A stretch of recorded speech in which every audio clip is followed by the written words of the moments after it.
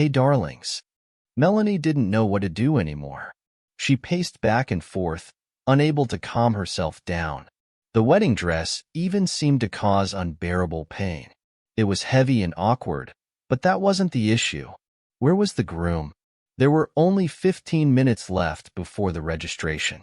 Guests crowded around the registry office waiting. The bride had to keep her emotions in check, which was especially difficult. Melanie's friends were already exhausted, either from high heels or tedious waiting. They couldn't wait to start taking pictures and posting stories on Instagram. The photographers leading the ceremony were just as nervous as Melanie. They kept running up and asking if everything was all right. Time passed and Adrian was still not there. Tension was in the air, and every minute, Vanessa and Nicholas's faces looked more and more puzzled. How is it possible to be late for your own wedding? The bride's mother was the first to speak, apparently tired of the tedious waiting. The passion subsided literally a few minutes later. An old Buick, the same age as Melanie, pulled up to the registry office. The guests stared in surprise at the young man who got out of the car. He was dressed in a simple trouser suit and held a bouquet of 3 chrysanthemums in his hands. Men and women emerged from the back seat. They seemed a little younger than Melanie's parents, and their attire would have caused even more questions. All of their clothes seemed to be from the previous century. Without any embarrassment, the company began to climb the stairs. "Oh, what an interesting costume wedding," someone of Melanie's guests shouted. The young man laughed and handed the bewildered Melanie the bouquet of chrysanthemums. "Hi, darling. Please excuse my late." The guests fell silent and watched with interest as the events unfolded. "Adrian, what is this? Please explain. Is this some kind of surprise?" It seemed like Melanie was suffocating from her tight corset. "My love, calm down. This is not a surprise. Unfortunately, or fortunately, this is the harsh truth of life. I just fell so in love with you that I couldn't tell you the whole truth right away.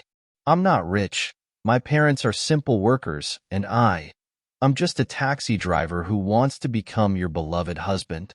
Melanie's face flared up angrily. "Adrian, how can you joke about me like that? Is this a hidden camera shoot? A test to see if I can marry a poor, unfortunate groom?" "Melanie, wait. Don't look for a catch. There are no cameras here. You just professed your love to me yesterday.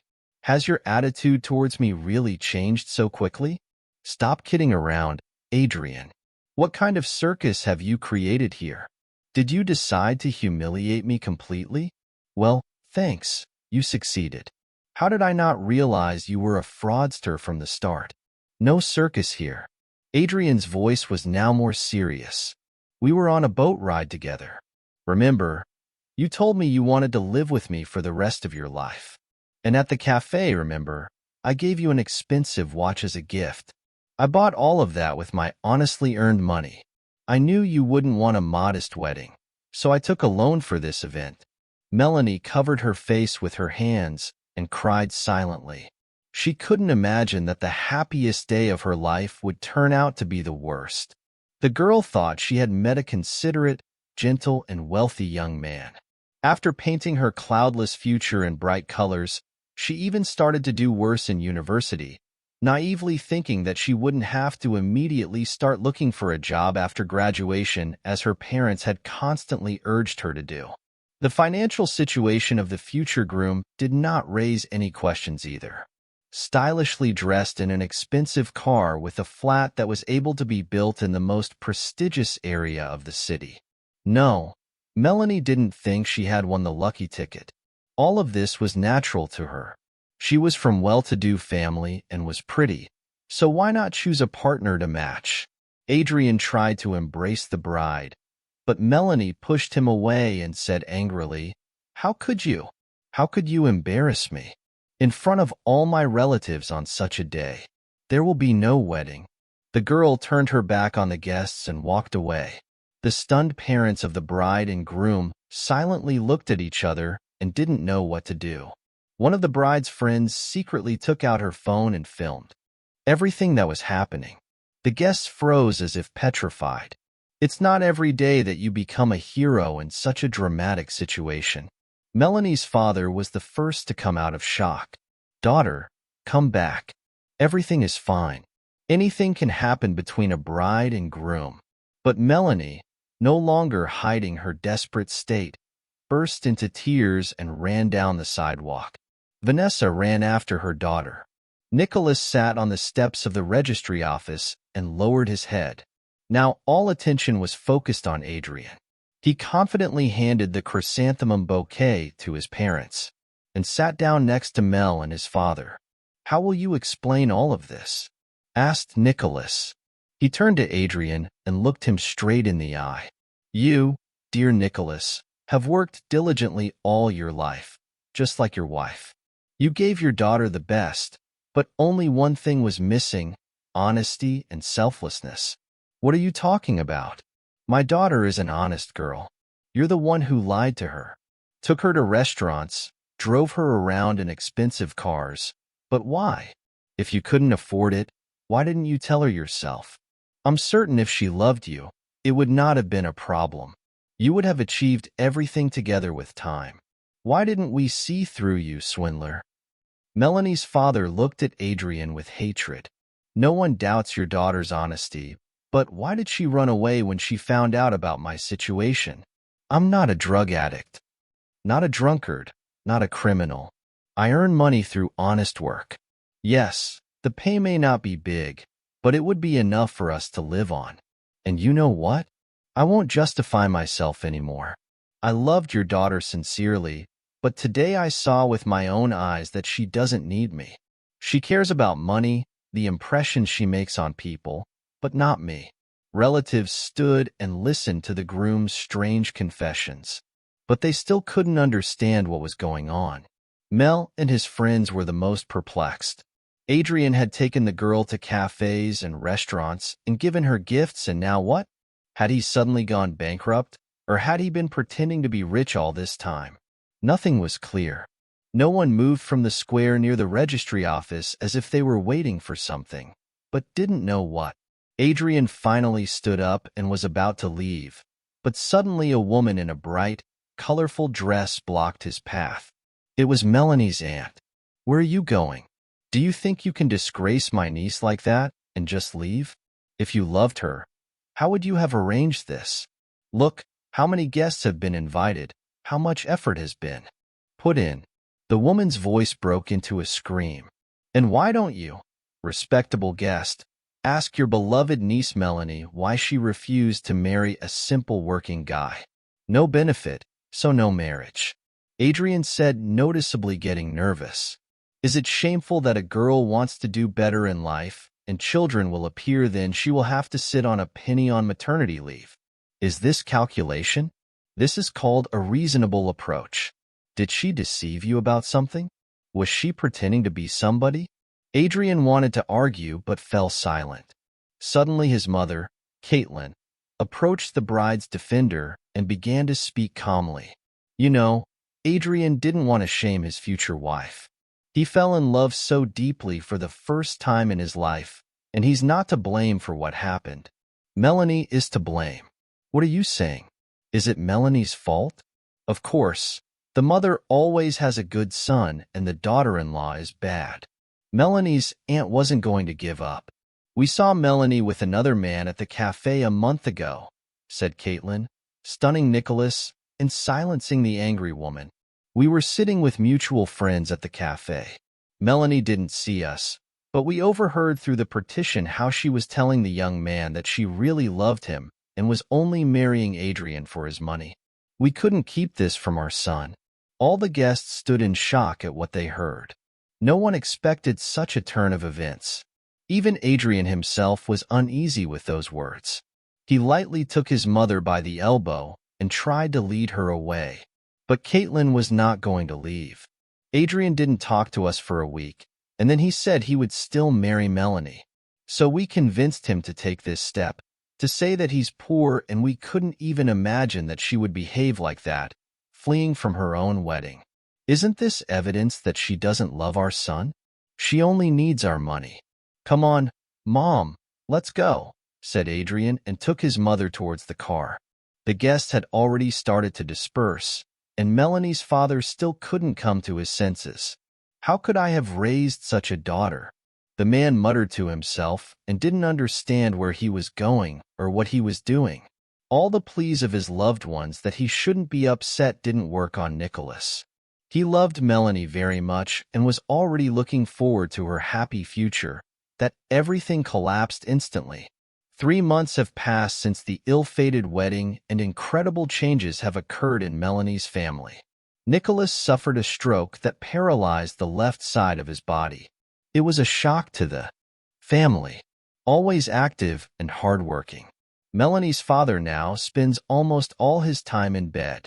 Vanessa abandoned the affairs of the store, hastily hired a new manager, and began to devote herself only to her husband's health. Melanie was finishing her final year at university and waiting for her final exams.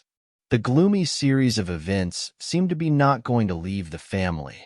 Regular customers of the stores, who once did not find the friendly and responsive hostess, began to come in less and less. Salaries began to decline and 2 sellers had to be fired. Only Vanessa's elderly friend and a young girl of 25 remained working in the store. She also performed the role of a cleaner, but even these 2 women barely held on. The work schedule was not designed for 2 people. After his daughter's failed marriage, Nicholas abandoned all his affairs and began to give money to anyone in debt. The man seemed to want to show all acquaintances and unfamiliar people his generosity and selflessness. But in reality, as soon as the store owner was on the brink of life and death, all the debtors disappeared somewhere. Vanessa was at a loss. She had never dealt with such matters, nor did she have time for them now. She spent the last available money on her husband's rehabilitation. Several close relatives supported the family as best they could, but everyone had their own affairs and worries, and all the responsibility for caring for the sick Nicholas fell entirely on her shoulders. Melanie herself was never interested in parental affairs. Either she was busy studying at school and then at university, or there were other reasons. In fact, Nicholas and Vanessa didn't want their daughter to be involved in sales. After experiencing a difficult time in the trade industry, Melanie's parents had high hopes that their daughter would pursue a prestigious profession vastly different from their own. However, all of Melanie's plans fell apart instantly. She didn't know how to help her parents, and perhaps she didn't want to. She had no interest in taking care of her father or being involved in the family business. Melanie's close friends seemed to have vanished into thin air. She used to completely satisfy them when she was cheerful, carefree, and financially secure. What about now? She was always out of money and out of time. She began acting like a victim who had been betrayed and humiliated. Many classmates did not stop gossiping. She thinks she's depressed and a victim, but in reality, she wanted to sit on 2 chairs, to marry a rich guy, and behind his back to have an affair with another. It didn't work out, and everyone blamed her for her father's stroke. There was no sympathy from relatives or friends. Adrian, who was supposed to beg for forgiveness, did not respond to calls or messages. Even her own mother had not spoken to her in days. At the end of June, Melanie finally received her university diploma. Upon arriving home, the girl flopped onto her bed and picked up her phone without saying a word. "Melanie, could you please go get some groceries?" her mother asked from the other room. "Don't you have anything else to say to me?" Melanie replied defiantly. "Melanie, we haven't had milk or bread in the house for 2 days. So does that mean the bread is more important to you than your daughter's diploma?" Everything was the opposite not so long ago. Her mother emerged from the room looking very pale. "You know, daughter, I didn't realize what a terrible person I raised. It's painful for me to accept that you're my daughter." "Wait, did you just call me a terrible person? Are you out of your mind? I graduated just now and got my diploma. So why do I get an errand to the store instead of congratulations? You're almost 23 years old, yet you still think like a child. It was a huge mistake for Dad and me to indulge you and plan your wedding. So are you going to accuse me of being dumped by Adrian now? Yes, I'm going to accuse you and not just of that. Her mother spoke quietly, so as not to wake her sleeping husband. Your behavior. 'Cause your father to have a stroke and me to have a pre-heart attack condition. You started an affair knowing that you were going to get married soon. Mom, I've already explained everything to you. I had no relationship with that guy. We just met for business. I couldn't even imagine that Adrian's parents would be there. I'm telling you for the 1000th time. I didn't confess my love to that guy. I don't know why Caitlin told Dad that I did and why you believed her instead of me. The guy wrote to me on Instagram asking if I, as a beginner designer, could advise him on choosing furniture. I naturally agreed. Experience needs to be gained, right? We met. I gave him a few tips, and he decided to thank me and invited me to our student cafe. We sat, drank coffee, and talked. He started flirting with me. I told him that I was getting married soon, so that he wouldn't expect anything from me. Then he started asking me all sorts of questions, like whether I could love him. I answered no, and I started getting ready to go home. Then he asked me if I could pay for myself. I told him, "Why did you invite a girl to a cafe if you don't have any money?" He started to justify himself, asking, "Why? Is money so important to you girls? Is that the most important thing in life?" I told him that, yes, money is important to me, and my fiancé is very wealthy, which is why I chose him. Why did money become your top priority? Melanie's mother asked her. Melanie, we didn't raise you in poverty. You had everything you wanted. Mom, you're being strange, Melanie replied. Money means freedom. Yes, you can't buy everything in life with it, but a good income allows me to work and live the way I want. Not like you and Daddy. You've been working from dawn till dusk in your store. If we'd been better off financially, Dad wouldn't have been so upset about the money we invested in that damn wedding. Vanessa wanted to get angry at her daughter's words, but suddenly became suspiciously calm. Your father had AS, not because we spent a lot of money on the wedding. He was very upset to find out what kind of two-faced and selfish daughter he had. Wow, are you accusing me again? Melanie exclaimed. At least I was honest with Adrian. He lied to me. Either he was rich or he was poor. A decent person wouldn't present themselves like that. I value myself, and I don't want to marry any clowns and liars. So there's more to think about. Who's really two-faced and self-serving? Enough talk? Melanie, Vanessa said sternly. I won't pity you anymore. Tomorrow morning, we're going to the store and you'll work as a substitute salesperson until we make a good profit. Me, a salesperson? I don't know how to do that. Have you asked my opinion? Melanie protested. I haven't asked and I won't ask. You haven't even bothered to ask how much it costs to rehabilitate your father in these 2 months. How I pay the salespeople, how I manage all of this. You only think about yourself. She put her money on the table and left the room, said her mother sternly. Put the money on the table and left the room. Melanie went to the nearby grocery store and was overwhelmed with tears. She couldn't imagine being a salesperson, eating a sandwich for lunch, and gossiping with other salespeople. She felt like the end of the world had come to her young and beautiful life, and she would have to forget about her interior design career forever. Who would hire her as a recent graduate with C's in her diploma for such a serious and creative job? She needed to gain experience, but she wouldn't work for free, and she wouldn't earn decent money right away. The next day, Melanie and her mother went to the store, while Aunt Polly stayed home to watch over Melanie's recovering father. The store was located at the intersection of two busy streets, which saved it from closing. Customers always appreciated the quality and variety of goods, but it was difficult to compete with the nearby shopping center. Its generous departments sold clothes of poor quality, but they were cheaper and in great demand.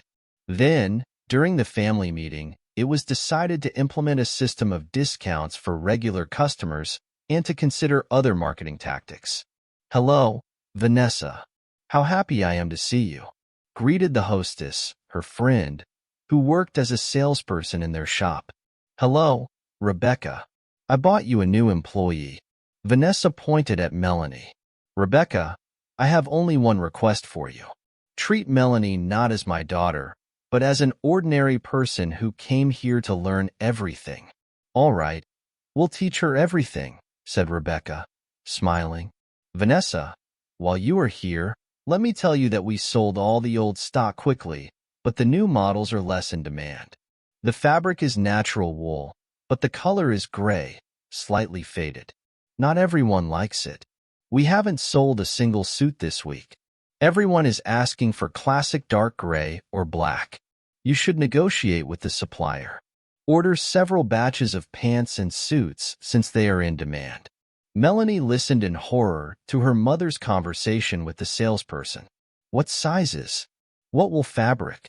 She was a designer herself and studied types of fabric, color combinations, but it was one thing to work in soulless premises and meet clients as necessary, and another to try to please people every day. Melanie remembered how deeply uncomfortable she had felt when mom or dad had boasted in front of every customer and turned into such caring and cute people. The customers left with their purchases and were satisfied, but her parents came home and hardly spoke to each other. As a child, Melanie wondered why her parents were so tired. After all, they didn't have the hardest job in the world. And only years later she understood that any job with people, if done conscientiously, is very exhausting. Is this what my mother wants to teach me? To please everyone? Melanie exclaimed and did not realize how she had wandered into the men's clothing section and got lost in shirts and sweaters. "Are you choosing something for your husband?" A pleasant female voice came from behind her. "You know, your beloved man probably will like this cashmere sweater. It's warm, comfortable, and cozy. There are all sizes and 5 colors to choose from."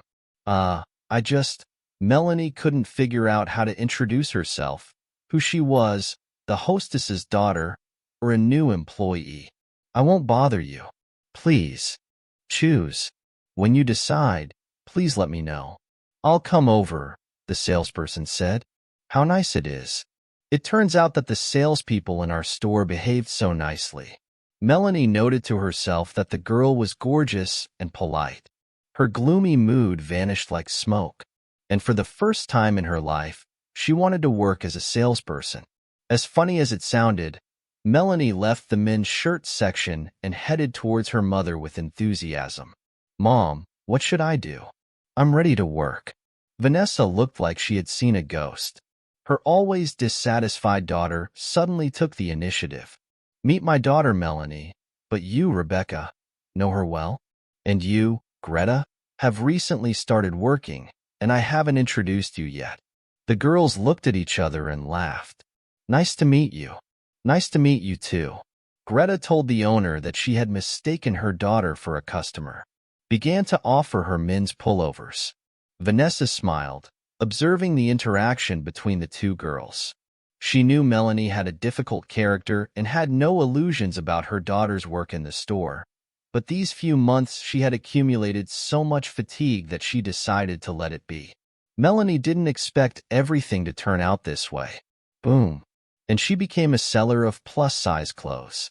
But surprisingly, the girl felt a sudden surge of strength and energy. Melanie threw all unnecessary thoughts out of her head and started to learn sales. These are single-breasted jackets. These are double-breasted. These are buckless fabric jackets. They used to be insanely popular with us. Greta told Melanie about the models in the women's clothing department.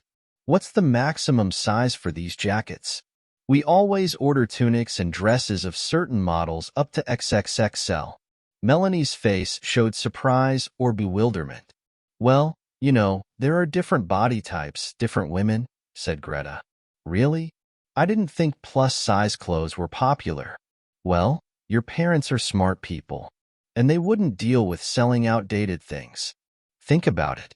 The sizes of fashionable dresses, blouses, and skirts end at size L. But women of any weight want to look elegant and modern, and men too. We have many regular customers who don't want to lose weight, but want to dress fashionably. It's not our business why they live like that. Our task is to satisfy their needs. And there are few places in our town where you can find clothes that are both high quality and fashionable in that size. Of course, there are online stores, but they have long been on our heels. But in any case, when a person comes to us, we don't just sell them something heartlessly. We learn about their desires and try to offer options. Yes, our main task is to sell. There's nothing criminal about that. But who, if not a seller, will suggest to our buyer what suits them, what to wear with it, how to combine it? Look, Greta pointed to the women's clothing section. This is a dress with a basque. It seems like just a decorative detail in the dress, but no. It's the basque that balances the proportions between a normal waist and wide hips. Or this dress, pick a bright scarf, shoes, a bag, and it will all play out completely differently. Melanie listened with an open mouth to Greta's advice and realized that she had underestimated the work of a clothing store seller and slightly overestimated herself. Greta didn't tell her anything fundamentally new. Melanie had an idea of the cuts and correct combination of clothes. After all, in her past life, she followed fashion trends and regularly went shopping with her friends. But Greta opened up a new world to her when she talked about how to talk to the customer without violating subordination, how to please a client so they leave the store satisfied, sometimes not buying anything. I like working here, really, Greta shared with Melanie during lunch. I have a lot of respect for your mother, so I didn't leave with the other salespeople. Not every store owner would sell their jewelry to pay their employees. Yeah, my mom is a strange woman. Melanie barely managed to squeeze out the words as she thought to herself. Mom didn't say a word about selling her jewelry. Why do I find out everything from strangers? And really, I didn't even notice that Mom doesn't wear earrings or a ring. I'm a terrible daughter. I am unable to learn properly, earn money, or get married. From that day on, Melanie didn't just work part-time at the family store. She started trying harder than ever. She worked with Greta for several days and Rebecca for several days. She only took one day off per week. Melanie served customers in the store, sorted and steamed clothes in the warehouse, dressed mannequins, and monitored the size grid of the most popular models. But most importantly, she took on the responsibility of promoting the store on the internet, which Vanessa used to do alone. Melanie didn't understand marketing or PR, but her strong desire to bring the family business back to its former level was stronger than her doubts. She began actively maintaining the store's social media page, posting photos of clothing, describing product characteristics, and answering customer questions. Vanessa saw how hard her daughter was trying, how politely she communicated with customers, how she got into all the intricacies of working with the cash register. Despite all the sad events in their family lately, Mom was happy about this belated adulthood. Melanie no longer sent 1,001 voice messages to her friends, no longer endlessly scrolled through the newsfeed, no longer snorted at every request and spent her only day off with her father. Vanessa regretted insisting on Melanie's hasty marriage, not letting her date this guy and not getting to know his parents. Then the marriage seemed to her like the perfect solution to knock all the nonsense out of her daughter's head and turn her into a serious person. First, there would be responsibility for the family and then, God willing, for the child. How wrong she was, thinking that someone could fix someone. No. Only a person can fix himself or circumstances. Several more months passed and Nicholas began to gradually feel the left side of his body. Full recovery was still a long way off, but this fact was already incredible happiness in Melanie's family. The efforts of the doctors and Vanessa's care paid off. The woman was thrilled, but at the same time she realized with sadness, have changed for the better if such trouble had not come to their home. One Monday, Melanie and Greta were working at the store. The morning was unhurried with no customers yet. The girls were picking out outfits for the mannequins and laughing. "Hello, girls. An elderly woman walked into the store and smiled sweetly. Hello. The salespeople answered, almost in unison. How good that you work from 9. I've already had insomnia for a few nights. I wake up at 5 in the morning. I don't know what to do with myself. I've decided to go for a walk, find what I need and calm down. What would make you feel better? A blouse? A dress? Or a warm cardigan? Greta approached the customer and stopped not far from the woman. You know, I have a problem. I need to pick out a dress for a wedding. The size is XXL. I already looked for a dress yesterday here next to you. The woman nodded her head towards the neighboring shopping center, but they offered me all dark colors. Please tell me, what kind of dress styles do you usually wear? What would you like to show off and what to cover up? The elderly woman laughed. Oh, girls, at your age, you need to open everything. You're young and slim, but at my age, it's better to cover up. I want something light and pleasant. After all, my only grandson is getting married. If you find a dress with a light wrap, I will be happy. The saleswoman showed the elderly woman all the fancy dresses in the store in her size. The shopper looked at everything they offered her with great interest. Understanding that the process would be long, Melanie decided to have an easy conversation. So your wedding is coming up soon, and is the bride pretty? No, still 3 weeks until the celebration, but I like everything to be ready in advance. My grandson's name is Adrian. As for the bride, I haven't seen her yet. I just arrived 3 days ago. I live far from here. My son brought me a plane ticket. He said, Mom, you'll celebrate your grandson's wedding and stay with us for a month. So I came. The woman tried on all the dresses, but couldn't decide which one suited her best. Girls, I've already tortured you enough. I'm sorry, but I haven't bought anything for myself in so long. There's not much occasion to dress up in old age. My son told me that the wedding will be at the highest level. The bride is from a very wealthy family. We're not rushing you at all, Melanie smiled. It's good that the bride is well off. There will be fewer problems in married life. Oh dear, money is not always a guarantee of a happy marriage. Take my son, for example. He used to be a calm and reasonable person, but now I don't understand what's happening to him. He became nervous and agitated. His wife squeezes everything out of him for a luxurious life. Caitlin loves to go to the most expensive resorts and wear expensive clothes, but one thing is good. My grandson is a decent guy. He helps his father in business and does what he can. Melanie's eyes blurred. It can't be a coincidence. I'll take this one. The pink color refreshes well, and the fabric is pleasant to the touch, decided the elderly woman, looking satisfied in the mirror. Melanie felt as a pounding ache overwhelmed her, and the elderly woman looked at her suspiciously and asked, Are you feeling okay? Melanie couldn't hide her tears and quietly sobbed. I'm sorry, just tired. Don't cry, dear. You'll have your own celebration in life and you will get married. The woman comforted. You know I was supposed to have a wedding, but it fell through because of me.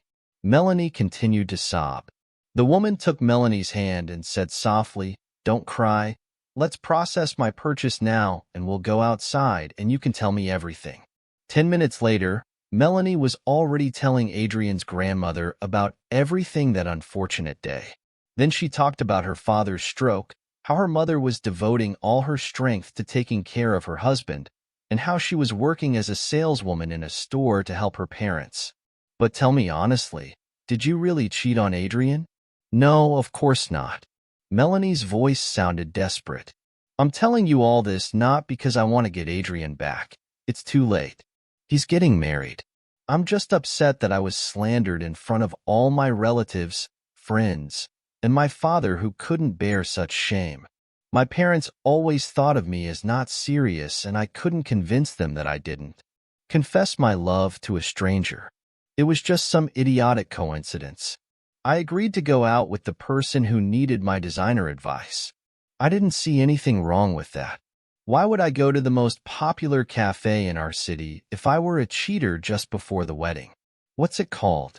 Mrs. Sullivan asked. It's just called pizza. It opened a year ago, serves delicious food, and the prices are reasonable. We call it the student cafe. There are always plenty of students there. Melanie, do you still love Adrian? Mrs. Sullivan unexpectedly changed the subject.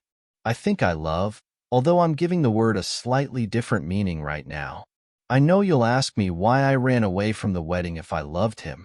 You see, I was preparing myself for a happy married life with the man I loved. I won't lie, that Adrian was a wealthy guy. I thought that if I married him, I would become financially independent of my parents and live as I pleased. Before my father's incident, we had no problems with money, but my mom and dad constantly talked about how I would have to work hard in the future to become a real professional and live without worries. Now I understand that my parents were right about everything, but back then I just imagined that half of my life would be spent on achieving that, while there were so many other interesting and new things around me. Your grandson came to the wedding like a jester, saying that he was completely broke and that we would live on his salary as a taxi driver. I just didn't expect such a turn of events. I had told everything about my smart, beautiful, and well-off fiancé, and then this happened. I understand that in your eyes I am a foolish, selfish person who wanted to settle better in life. Let it be that way, but I'm just too tired. How many thoughts are running through your head, Melanie? But believe me, the most important thing is that you realized your problem. We all make mistakes. My son, Brandon, a successful entrepreneur, a self-sufficient man, but he's under his wife's thumb. And he didn't say a word to me about this story. But you know, Melanie, our conversation with you is not over yet. Let's meet tomorrow morning. I think my legs led me to your store for a reason, she said to Melanie. Melanie said goodbye to Adrian's grandmother and went back to work. A feeling of unprecedented relief filled her soul. Suddenly, someone called her by name. A handsome stranger pulled up too close to the sidewalk in his car and gestured for Melanie to sit in the front seat. The girl ignored him and went on her way. The stranger jumped out of the car and ran up to Melanie. Hey, Melanie, do you remember me? Hello. No, I don't remember you. What do you want? Wow, calm down. Why so gloomy in the morning? I just came to talk to you. I'm one of Adrian's friends. My name is Marcus. I was late for your wedding. Adrian told me everything that had happened. I've been writing to you on social media, but you don't respond. So I had to catch you on the street. Do you know that Adrian is getting married soon? I'm happy for him, Melanie answered indifferently. But he doesn't love his fiancée. His mother is forcing him to marry this girl. Things aren't going well for his father in business. And Crystal is the daughter of a big shot in our administration. He seemed to like her at first. So she's a pretty girl, but he talked to her for a while and realized they didn't have any common ground. He isn't glad he agreed to this wedding himself. Well, there's nothing I can do to help. Let him put on the same show with her as she did with me, and maybe she'll get off him on her own. Melanie, I'm serious. You have to tell Adrian that you still love him, and there will be no wedding. He's setting a trap for himself, and I just want to save him. Marcus, why do you think I still love him and should save him from such a good, advantageous match? And do you think I'll believe both of you, especially Adrian, who played a prank at our wedding? This is not a joke, Melanie. Goodbye. The girl turned around and went towards the store. Melanie, Marcus shouted after her. Do you even know how much Adrian is suffering because of what happened? He's proud. He just can't call you himself. He knows he's to blame. A man is the master of his own destiny. Melanie loudly pronounced the first phrase that came to her mind and walked even faster. Caitlin, dear, make me some tea, please. I feel like drinking something. Mrs. Sullivan sat in the spacious kitchen, spreading butter on a piece of bread. Of course I will. But it's just wonderful. You do everything yourself, and now you're asking me to do it. Caitlin, you know I wanted someone to take care of me, like in a cafe. I only go to such places rarely. There is no such variety of places in my small town. So what's stopping you from going to a cafe or restaurant? Brandon and I often go to such places. Yes, you're probably right. There's a woman living in the house across from you who recommended going to a cafe. What's it called? Oh, I remember. Just pizza. She said it's tasty and cheap. Do you think it's worth going there? I'm shocked by such advice. It's a youth cafe. There's constant noise and the staff is rude. No, definitely not. Have you been there, Caitlin? I've been there once. Thanks for the advice, dear, but now I'm going for a walk. Mom, where are you going? Asked Brandon as he saw his mother leaving. Yes, Sonny, I am. Could you please drive me? It's nearby, she replied. Under his wife's watchful eye, Brandon and his mother left the apartment.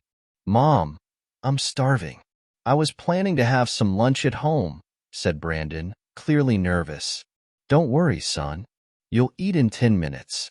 I came up with an excuse to talk to you face to face for once. Let's sit on that bench over there.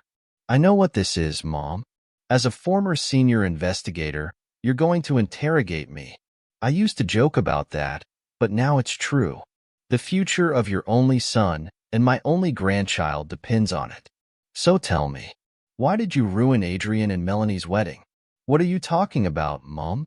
You know that Melanie refused to marry Adrian when he told her that he was poor and worked as a taxi driver, replied Brandon, exasperated. But that's not all. She was also flirting with a stranger behind Adrian's back before the wedding. We saw and heard everything.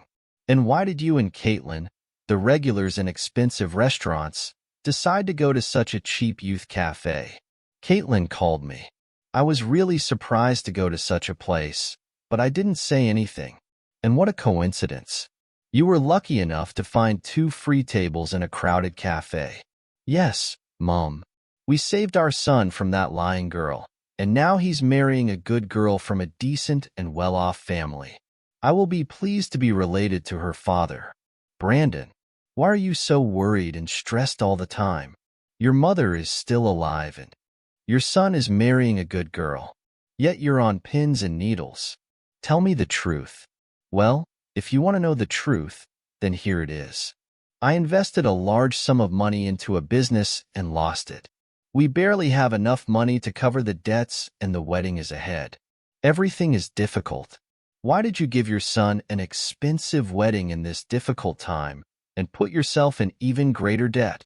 Wouldn't Adrian have understood your situation? No, Mom. Caitlin believes that if we have a grand wedding, then Nicholas, Crystal's father, will treat us better in the future. You know what, my dear? Don't ruin your own life or your child's life. It won't end well. It's better to cure your addiction to Caitlin, who plays you like a puppet. By the way, I accidentally met Melanie yesterday. She works as a salesperson at her parents' store. I can see through people, and I can assure you that she's an honest girl who just got a little confused. Well, Mom, I don't even want to listen. Brandon was already about to leave. Wait, she explained to me why she reacted like that and ran away. You know, if your father had surprised me like that, I would have at least hit him with a frying pan. Besides, Melanie's father just started recovering from the stroke he got after your mess. If you're saving your money, make it a prenuptial agreement instead of a circus. I heard that Melanie's father is in a bad condition, and I am very sorry for that, but Adrian offered him money for expenses and he refused. We decided that it would be a good lesson for our son to find out who is with you because of money and who is with you because of love. Maybe you shouldn't do such a test for your Caitlin. Yesterday, I saw a check that fell out of her purse. She bought herself another leather coat. So now I understand why you have problems with money. I could live off that amount for half a year. Mom, let's end this conversation. Stop accusing us. Adrian's wedding will still take place. He's busy preparing for the celebration. Yes, I see. He's preparing so much that he's become pale in front of his laptop. He doesn't even have time to eat. Mom, he's an IT specialist. That's why he doesn't leave his computer. Okay, do what you know. Go eat. We'll talk tonight. When Brandon left, Mrs. Sullivan called a taxi and went straight to the store to meet Melanie. She told the girl about her suspicions and convinced her to meet again with the guy to whom, according to Caitlin, she confessed her love. Melanie refused at first, but Adrian's grandmother convinced her that this meeting would help her uncover a serious moral crime and the future of Mrs. Sullivan's family, and maybe Melanie's future depends on whether this guy agrees to meet. Although Mrs. Sullivan's ideas seemed partly after an hour of conversation with the charming investigator, her doubts disappeared on their own. After receiving a call from Melanie reporting that the meeting with the necessary man was scheduled, Mrs. Sullivan gathered Brandon, Caitlin, and Adrian in the living room. My dear ones, tomorrow marks exactly 45 years since I started working in the police. That's why I want to invite you to the restaurant and celebrate it. At the appointed hour, the whole family was already seated at a cozy cafe table, enjoying various delicacies. There weren't many people in the restaurant. The conversation at the table flowed like a river. Mrs. Sullivan told Adrian about what his father Brandon was like as a child, what he liked, and what he was fond of in his spare time. Of course, some stories about her work as an investigator in her native town were also told by the elderly woman. After consuming several alcoholic drinks, Caitlin suddenly asked her mother-in-law, "Tell me, where did you get the money for this restaurant? It's a very exquisite and expensive place." "Don't be offended. I'm just curious." Mrs. Sullivan responded with dignity, not at all embarrassed like her son and grandson. "Don't worry, Caitlin, dear. We're spending my hard-earned money. I have a good pension, and thanks to my son's regular help, I have saved a decent sum in the bank.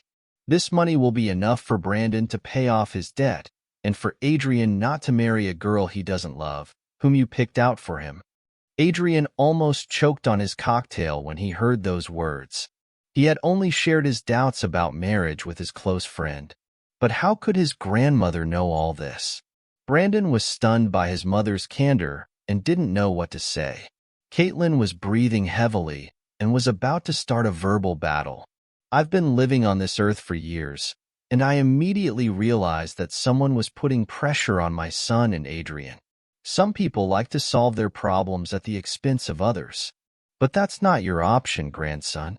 I'm sure you're an honest person, but you're influenced by your mother, who doesn't deny herself the purchase of a 25th Himalayan goat fur coat at a time when there are problems in the family. How dare you speak to me like that?"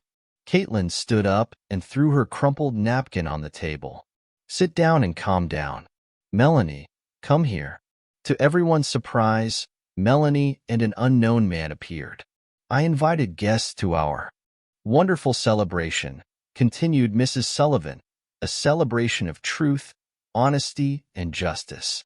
Caitlin, don't you want to tell us how you arranged the meeting between this young man and Melanie, how you booked 2 tables, and how you took Brandon here?" Caitlin was looking at her mother-in-law, and the young man seemingly ready to take a desperate step. Adrian stared at Melanie intently, feeling overwhelmed with shame. How could he have believed his mother's words and become involved in this shameful adventure?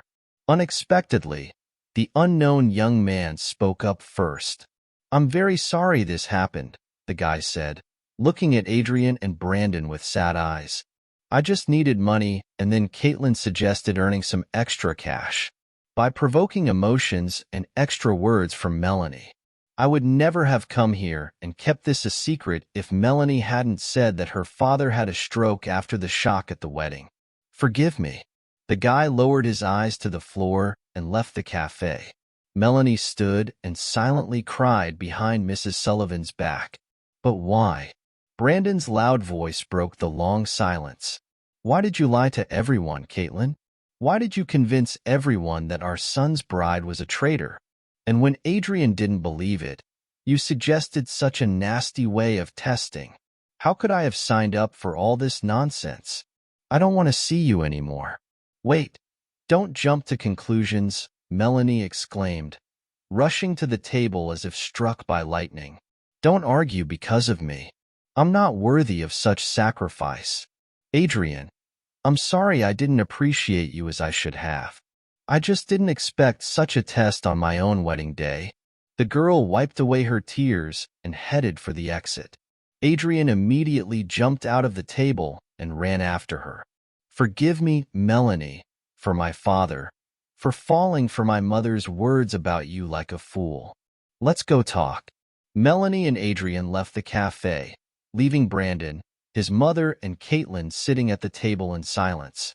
According to the genre's laws, I was supposed to buy plane tickets and leave immediately. However, since I live far away, please bear with me for a couple more weeks. I swear that I don't want to be the cause of your family's breakdown. You may hate me and curse me however you want. It's your right, but please understand. Feelings and people's destinies aren't a joke. And I'm not just talking about Melanie and Adrian. What about that girl, Crystal, who believes she is loved and will be made happy? Brandon, I didn't want to tell you, but maybe the time has come. I loved your father very much, but he didn't love me back. Not because I was bad or he was bad. It was for an entirely different reason. Our parents didn't allow him to marry the girl he was deeply in love with, and despite them, he hastily married me. I was the happiest person on earth when I got married. I rejoiced, dreamed, eagerly anticipated when you would be born. Your father physically lived with me, but until his death he thought of that girl. You can't imagine how painful it is to feel all your life that you're not the one and only, but just a good mother and wife. That's why I often stayed at work, tried to forget, received diplomas, titles, but couldn't get the most important thing, reciprocated love. So please forgive me, son, if I couldn't give you enough motherly love. Mrs. Sullivan tightly squeezed her son's hand and sighed heavily. Why have you told me all this now? There was no reason then, and now the time has come. I'm sorry, I've completely lost control of myself, exclaimed Caitlin, and tears flowed down her cheeks. Everything will be fine.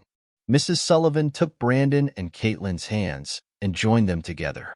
The waiter approached the table and was about to ask for the bill when a tall figure of Adrian appeared from behind him. I have 2 pieces of news for you. Dear parents, Grandma, pardon, the senior investigator for heart cases. Let me start with the good one. My carefully chosen bride, Crystal, is leaving to study in London. As a result, the wedding is cancelled, by the way, according to her wish. The second news is even better. Melanie and I want to get married again. This time, for sure. I clarify precisely get married, not have an outrageously expensive wedding. Who's in favor? Raise your hand. Brandon, Caitlin, and the grandmother raised both hands without a word and laughed out loud. Finally, there was complete mutual understanding in their home.